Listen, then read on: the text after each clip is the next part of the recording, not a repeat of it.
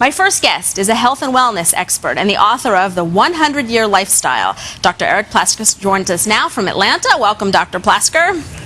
Thank you so much, Tori. Sure. So you did some calculating about how much time the average employee spends in a chair. And I know I'm afraid to hear the numbers, but hit us with them.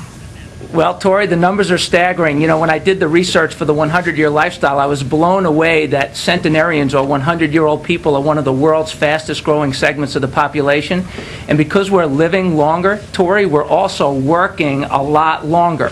So if you could imagine that if somebody had a career from age 25 to 70, a 45-year career, and you spend 8 hours a day sitting in your chair, that's 15 years of your life that you're spending sitting in a chair. That's a lot of strain on your spine.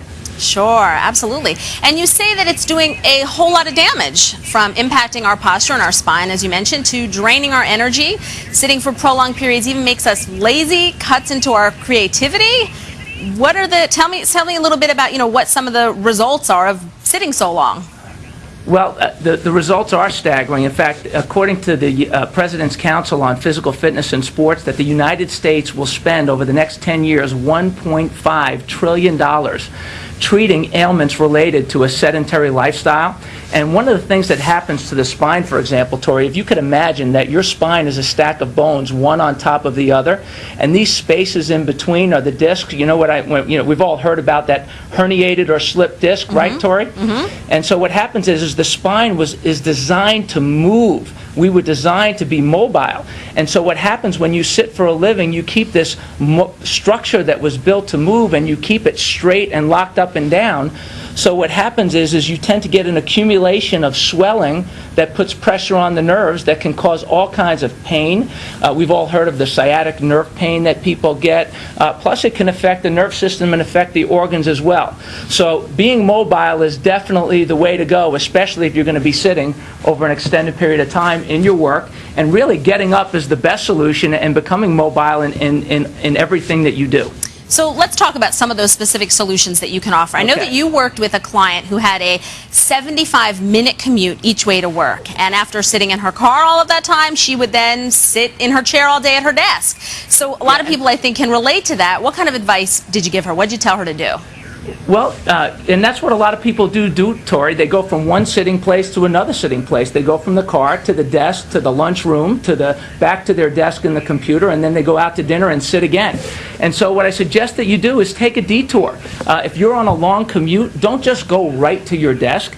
Get out of your car and go for a 15-minute walk before you just go and grab your coffee or your protein shake and go sit at your desk. So that mobility in between stretches out your spine and adds the flexibility that you need so that you don't get an accumulation of damage in your spine. Sure, that makes a lot of sense. Sure.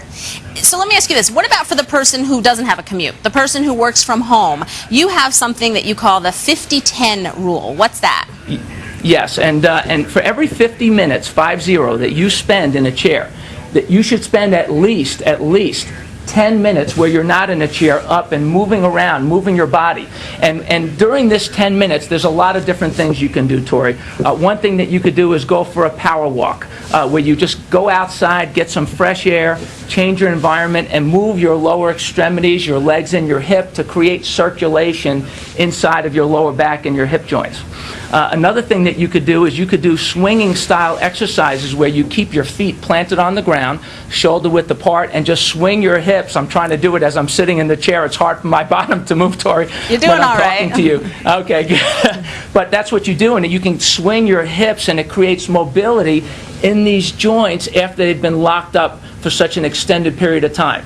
And so creating that motion in between the times that you're sitting, 10 minutes of motion at least for every 50 minutes of sitting, is very important. Makes sense. So tell me also, what about the way we sit? Does that matter? I know some people sit up very straight in their chairs, other people cross their legs, some even tuck a leg under their tush. Does that matter? Yes, it does, Tori. Great question. In fact, we've all seen the older person, maybe it's grandma and grandpa, when they sit in their chair and they get really hunched over, or you look at them from the back and they're all bent and twisted over like this, and you call them from behind, and they'll turn around and they have to move their whole body because their spine actually has grown in a very misaligned way. the way you sit and the posture that you have day to day is very, very important, Tori. So one thing I would suggest is you do not want to be a crooked sitter or a sloucher. Now, we've all seen those crooked sitters where they take their foot and they put it under one of their legs, and so you can imagine what that does to your spine, twisting it. In fact, if you've ever taken a snapshot of yourself or seen yourself in a mirror, you could see how twisted up your spine is when you're sitting that way. You want to make sure that you have natural alignment when you're sitting so that your posture not only stays good when you're working, but it stays good over the course of your lifetime. I'm sitting straighter just listening to you saying that. And finally, I know that, there are some things that we're accustomed to doing while sitting. It's just the way things are, like having meetings or surfing the internet. But you say that it doesn't really have to be that way. No way. I mean, I think creativity for a lot of people, and I speak all over the country, and I was just in Prince William County, Virginia, and their Chamber of Commerce invited me to come in, and their Wellness Council is really doing a lot to promote a healthy workplace. And one of the things that we suggested there that they're going to adopt is this meeting on a move. Now, what that means is we all know that we go from our chairs and our desk, and then we go into a meeting and we sit down again. Well, have your meetings outside. Take them outside. Change your environment and enhance your creativity by being out in a different type of atmosphere.